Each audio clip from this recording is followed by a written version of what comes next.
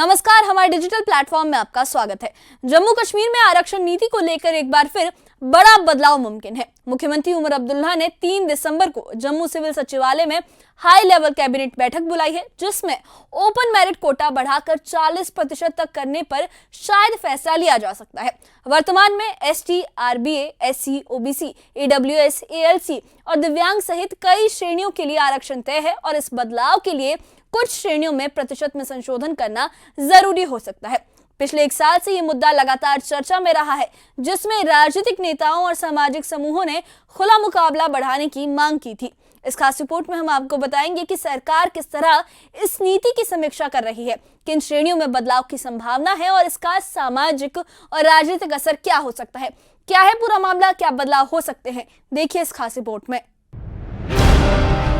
जम्मू कश्मीर सरकार open merit Kota बढ़ाने पर गंभीरता से विचार कर रही है और ये संकेत मिल रहे हैं कि इसे बढ़ाकर 40% तक किया जा सकता है। इस बदलाव के लिए कुछ श्रेणियों के आरक्षण में तार्किक कमी करनी होगी ताकि ओपन मेरिट कैटेगरी के लिए ज्यादा स्थान उपलब्ध हो सके। वर्तमान में प्रदेश में एसटी को 20%, आरबीए को 10%, ईडब्ल्यूएस को 10%, ओबीसी को 8%, एससी को 8%, एएलसी को 4% और एक्स सर्विसमैन तथा दिव्यांग जनों को 10% क्षैतिज आरक्षण मिलता है। बुधवार को होने वाली कैबिनेट बैठक का मुख्य एजेंडा इसी ओपन मेरिट विस्तार पर केंद्रित होगा। सरकारी सूत्रों का कहना है कि सरकार को कुल मिलाकर लगभग 10% आरक्षण उन श्रेणियों से निकालना पड़ सकता है जिन्हें संसद ने अनिवार्य रूप से निर्धारित नहीं किया है, ताकि ओपन मेरिट कोटा 40% तक पहुंच सके।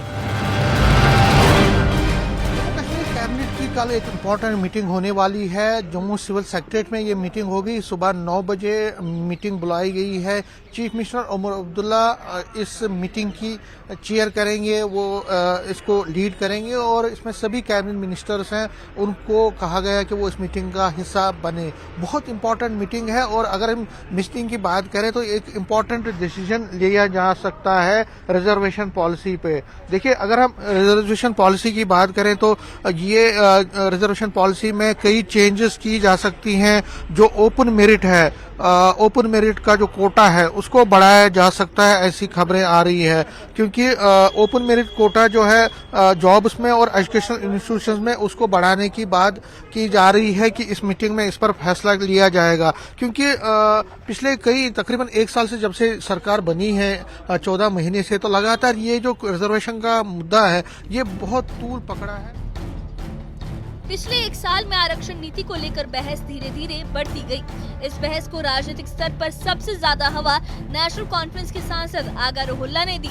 उन्होंने कई बार सार्वजनिक रूप से ये कहा कि सरकार को रिजर्वेशन पॉलिसी की समीक्षा करनी चाहिए और खुले मुकाबले के अवसर बढ़ाने चाहिए।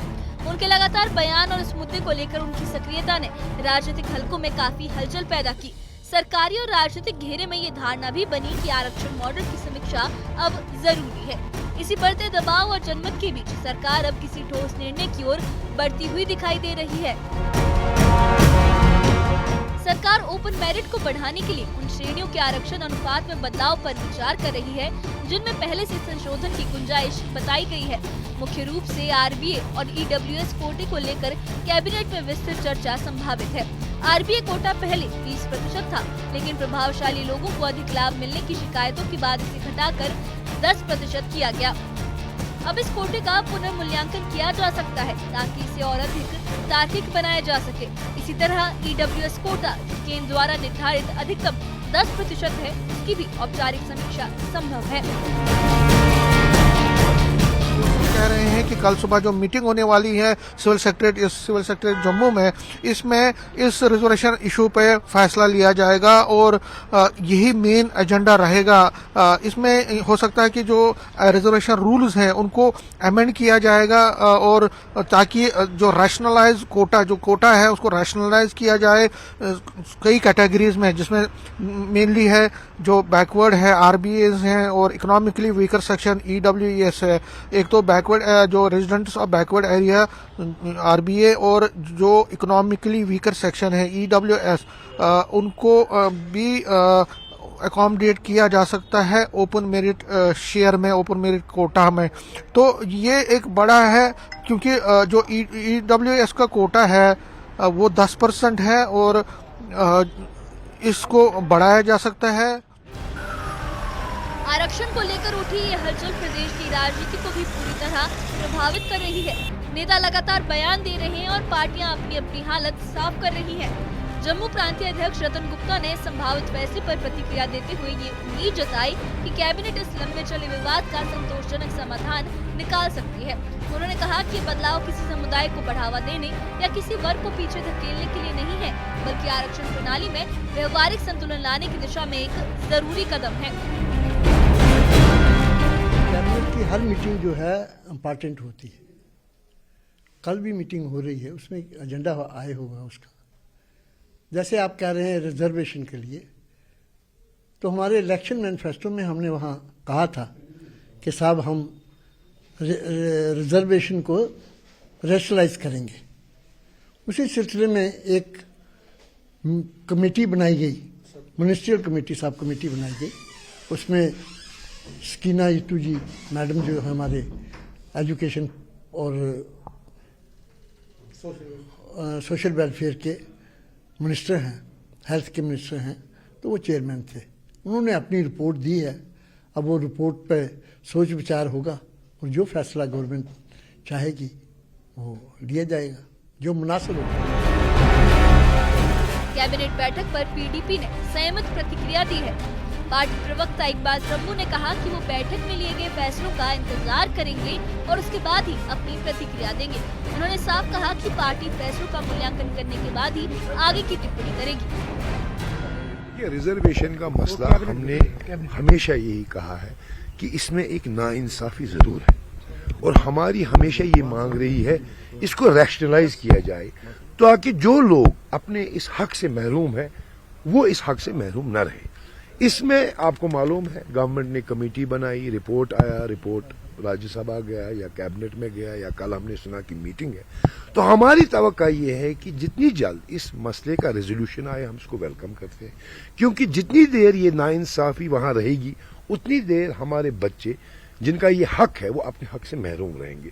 तो हम उम्मीद करते हैं कि इंशाल्लाह कल जब ये बात होगी तो इसका कोई सोल्यूशन जो है गवर्नमेंट निकालेगी और इस नाइंसाफी को। अब पूरा जम्मू कश्मीर इस बात पर नजरें लगाए बैठा है कि बुधवार सुबह 9 बजे होने वाली हाई लेवल कैबिनेट बैठक में क्या फैसला लिया जाएगा।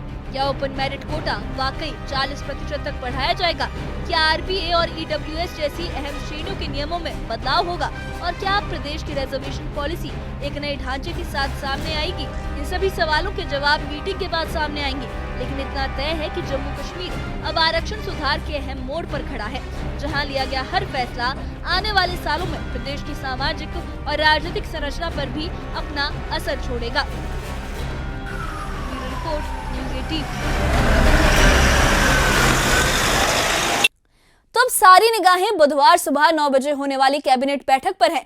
इस बैठक में तय होगा कि ओपन मेरिट कोटा वाकई 40% तक बढ़ेगा या नहीं, और आरबीए और ईडब्ल्यूएस जैसी अहम श्रेणियों में क्या बदलाव किया जाएगा। ये निर्णय, ये फैसला सिर्फ प्रतिशत बढ़ाने या घटाने तक सीमित नहीं होगा, बल्कि जम्मू कश्मीर की आरक्षण नीति के ढांचे और प्रदेश की सामाजिक संरचना पर भी एक लंबा असर डाल सकता है। राजनीतिक दलों और समाज के अलग अलग वर्ग इस फैसले की दिशा देख रहे हैं और हर फैसले का इम्पैक्ट, हर फैसले का असर आने वाले सालों तक महसूस किया जाएगा और पूरे प्रदेश पर राजनीति में, सामाजिक ढांचे में इन फैसलों का असर होने वाला है।